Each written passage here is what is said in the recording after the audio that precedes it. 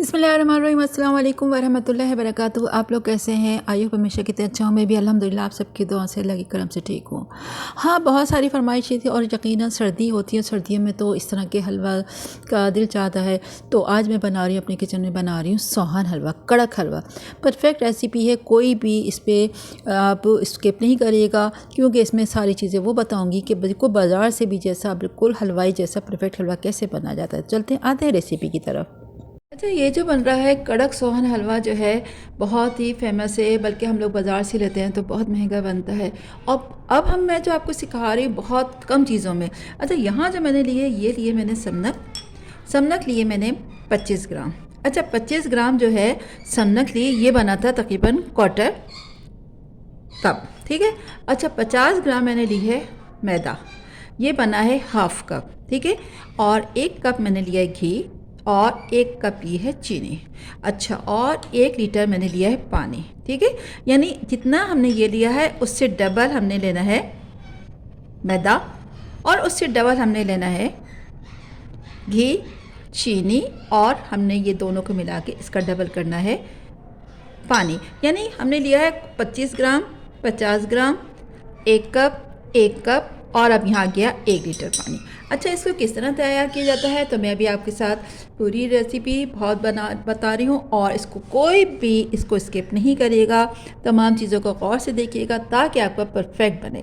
ये तो मैंने आपको मेजरमेंट बता दिया कि कितना कितना लेना है। अब आते हैं इसको किस तरह इस्तेमाल भी करना है, क्या करना है। अच्छा, इसमें बादाम जो ना मैंने इस तरह हाफ़ किया है, लेकिन जब हम इसमें रखेंगे तो इस तरह रखेंगे ताकि हम जब पलटेंगे तो इस तरह होगा। जैसे मैंने यहाँ पे ये रख दिया और यहाँ पे रख दिया, ठीक है।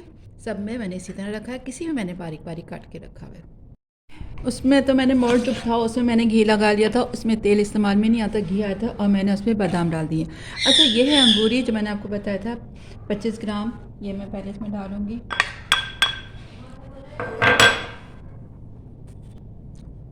50 ग्राम मैदा यानी आधा कप,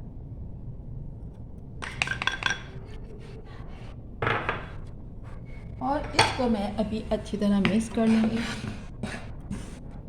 और थोड़ा थोड़ा पानी डालकर डालना से एक साथ पानी नहीं डालिएगा, बस इसमें थोड़ा थोड़ा पानी ऐड करिएगा। ये देखिए मेरे पास 1 लीटर पानी है, ये मुझे सारा डालना है, लेकिन थोड़ा थोड़ा करके थोड़ा सा पानी डाला और मैं इसकी मदद से मिक्स कर रही हूँ ताकि कोई लम्स वगैरह, कोई गुठलियाँ, कुछ ऐसी चीज़ ना हो। फिर मैं इसमें पानी डालूँगी। ये देखिए बहुत अच्छा मिक्स हो रहा है। अच्छा, तो मैंने ये बस ये थोड़ा सा पानी रह गया था, ये भी मैंने इसमें ऐड कर लिया, और वो कंटिन्यूस को मिक्स करते रहना ताकि कोई गुठली वगैरह इसमें ना रह जाए। बस ये मैंने मिक्स कर लिया, और अब मैं क्या करूँगी ये आप देखते रहेगा। इसके लिए मैंने ये वाला इस्तेमाल किया ताकि सॉफ्ट है और जो भी इसमें लम्स वगैरह है वो नहीं बनेगी। और अब चलते हैं दूसरी तरफ। मैंने फ्लेम इस वक्त इतना किया हुआ है मीडियम, ठीक है। अब ये ज़रा सा थोड़ा सा गर्म जब शुरू हो जाएगा, इतना कि ज़्यादा बस नीम गर्म हो जाएगा, तो मैं स्लो फ्लेम पे कर दूँगी और कंटिन्यूस चलाती रहूँगी। थोड़ा सा बस टाइम लगता है, मेहनत ज़्यादा नहीं है, और सिर्फ मुख्तसर सी चीज़ों से।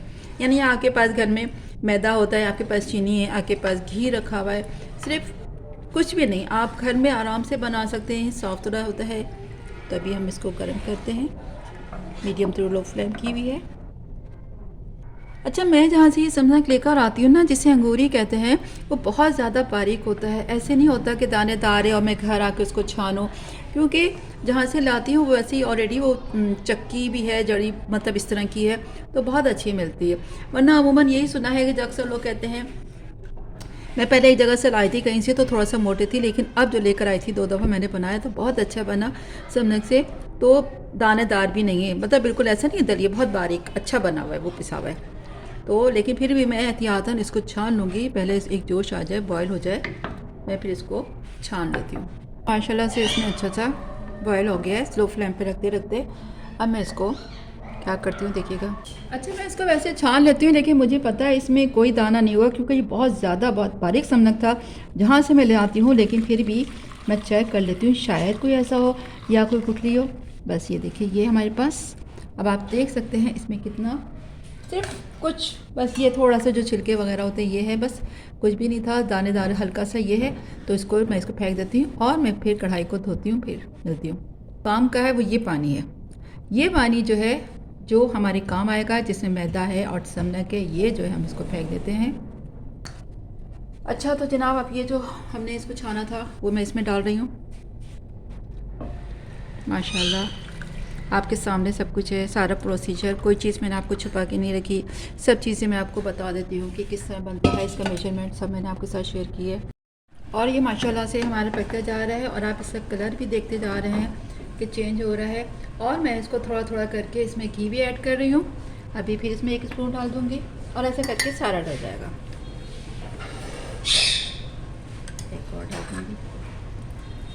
अगर आपने एक दफ़ा घर का बना के खा लिया ना, आप यकीन करेंगे, आप ये बात लिख लीजिएगा कि इस रेसिपी से अगर आपने बनाया तो यकीनन आपको इतना अच्छा लगेगा, बल्कि आप लोग यही चाहेंगे कि घर की इसी रेसिपी से बनाएं। कोई मुश्किल काम नहीं होता खाना पकाना में, जैसे मैंने आपसे कहा था। और मज़े की बात, आज का तो सर्दियाँ भी हैं और सर्दियों में कुकिंग करना तो मुश्किल लगता ही नहीं है। हाँ, गर्मी होती तो बंदा फिर भी सोचता है कि भाई जल्दी जल्दी कुकिंग करो, बाहर निकलो, लेकिन इस वक्त तो अगर आप आधा घंटा 30 मिनट 45 मिनट भी आप किचन में खड़े होंगे तो मुश्किल नहीं है। देखिए इतना कोई ज़्यादा टाइम नहीं लगा इसको पकाने में, ये जल्दी ही बन जाता है। तो मैं तमाम वो आपके साथ रेसिपी शेयर करती हूँ जो कि आसान है और घर में तमाम चीज़ें मौजूद होती हैं।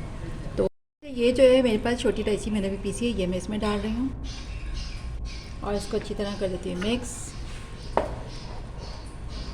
और ये स्लो फ्लेम पे पक रहा है, कोई मुझे टेंशन नहीं है कि अब जल्दी जल्दी मिक्स करना है, कुछ नहीं।